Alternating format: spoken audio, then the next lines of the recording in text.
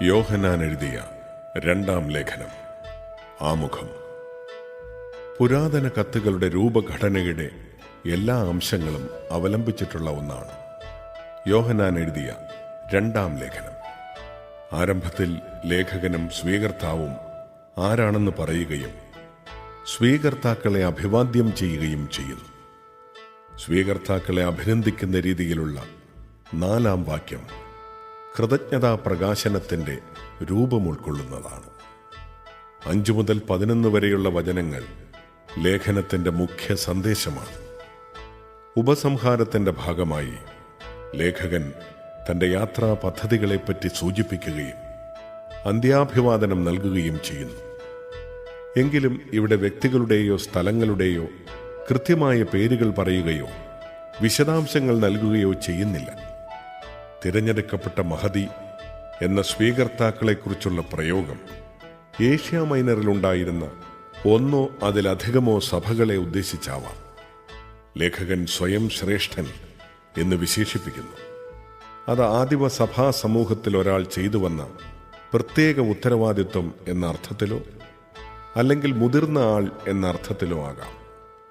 യോഹന്നാന്റെ 1-ാം ലേഖനത്തിൽ ലേഖകനെ സംബന്ധിച്ച് ഈ പ്രയോഗം ഉപയോഗിച്ചിട്ടില്ലെങ്കിൽ പോലും അതിൻ്റെയും ലേഖകൻ ഇവിടുത്തെ ലേഖകൻ തന്നെ ആയിരിക്കാനാണ് സാധ്യത. ഭാഷയുടെയും സ്വീകർത്താക്കളുടെ സാഹചര്യത്തിൻ്റെയും സാമ്യം കണക്കിലെടുക്കുമ്പോഴാണ് അപ്രകാരമൊരു നിഗമനത്തിലെത്താൻ കഴിയുന്നത്. ആരംഭം മുതലേയുള്ള സ്നേഹത്തിൻ്റെ കൽപ്പനയെക്കുറിച്ചുള്ള ഓർമ്മപ്പെടുത്തലും തെറ്റു പഠിപ്പിച്ചവർക്കെതിരായ നിലപാടും ഈ ലേഖനത്തിലെ അബദ്ധ സിദ്ധാന്തക്കാർ ആദ്യ ലേഖനത്തിലെ ആളുകൾ തന്നെ ആയിരുന്നിരിക്കണം എന്ന നിഗമനത്തിലേക്ക് നമ്മെ നയിക്കുന്നു. ഇപ്രകാരമുള്ള തെറ്റായ സിദ്ധാന്തക്കാർക്ക് ആതിഥ്യം നൽകരുതെന്നാണ് ലേഖകന്റെ ഉപദേശം.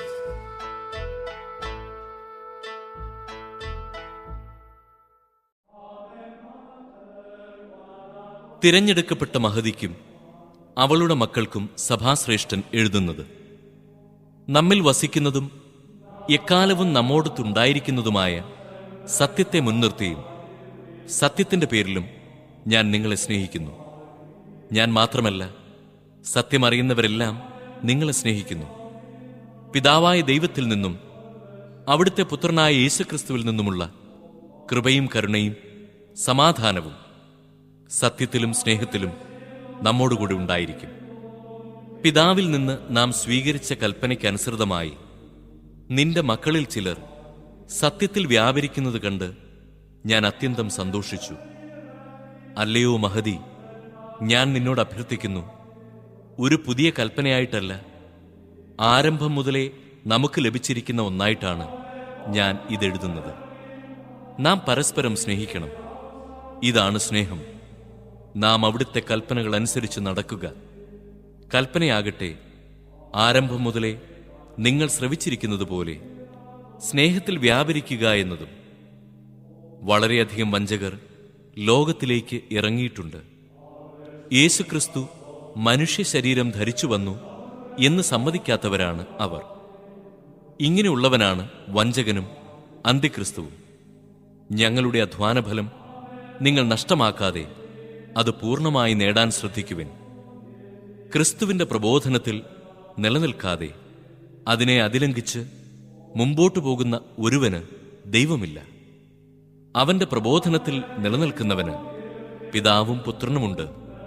പ്രസ്തുത പ്രബോധനവുമായിട്ടല്ലാതെ ആരെങ്കിലും നിങ്ങളെ സമീപിച്ചാൽ അവനെ നിങ്ങൾ വീട്ടിൽ സ്വീകരിക്കുകയോ അഭിവാദനം ചെയ്യുകയോ അരുത്.